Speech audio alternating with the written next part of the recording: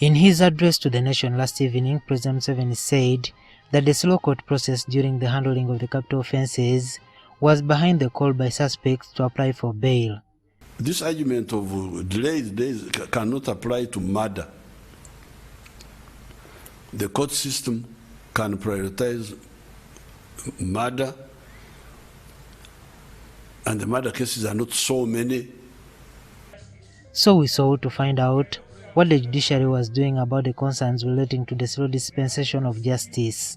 The spokesperson of the judiciary, Jameson Karemani, says the High Court has 55 judges, and in the last financial year the budget of the judiciary was 120 billion shillings, making it hard for them to handle cases in real time. The second one being the financial resources. So those reasons have been the cause why we are not able to handle these cases in time. We would have wished to have a case probably last for 1 year, and it is out of court. Karemani says they are hopeful that the increase in funding is expected in the next financial year to help hold more court sessions than is the case now. So we shall be able to get at least a reasonable number of judges and a reasonable amount of funds to put in sessions.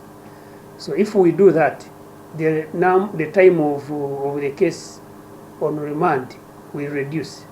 The judiciary spokesperson adds that they have held engagements about the bail applications by developing guidelines that should be followed by judicial officials while handling the bail applicants, long before even the debate is brought forward by Museveni. As a judiciary, we have been looking into how we manage bail for some time. I think it should be close to a year now. Before all this debate started, we have been trying to develop guidelines that are supposed to guide on how we manage the bail applications, how we manage people who are already granted bail, and also how do we refund money where the person has deposited money in court and the case has ended. So these guidelines, we hope that when they are in place, they will help us to manage the whole process of bail from the time of application. Muhammad Nsereko, the Member of Parliament for Kampala Central, who is also a lawyer, says the discussion of denial to bail should come with statistics which indicates that bail has been misused by the beneficiaries. The president ought to give this country statistics. How many people have been granted bail and have absconded their bail and have not been returned? Vis-a-vis, how many people have not been granted bail and have not been found to be guilty? And how many people has government compensated?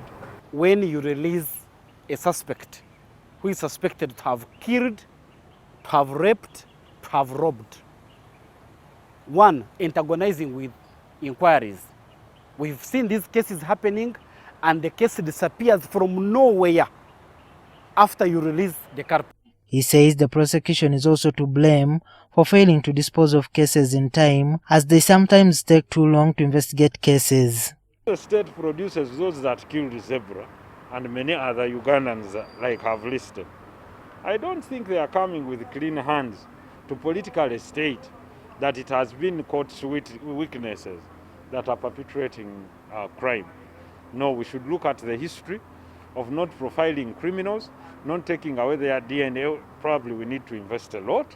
For instance, there is what we call committal. When one is committed to High Court, it takes between 4 to 5 years for his or her case to be heard. You can just imagine all that period someone is seated in prison. So I think we really need to review again, and we shorten the process. There are different voices calling for efforts by the president to be channeled towards finding solutions that will help the country deal with the challenges brought forward by the COVID-19 pandemic. JUMA KIIRYA, NTV.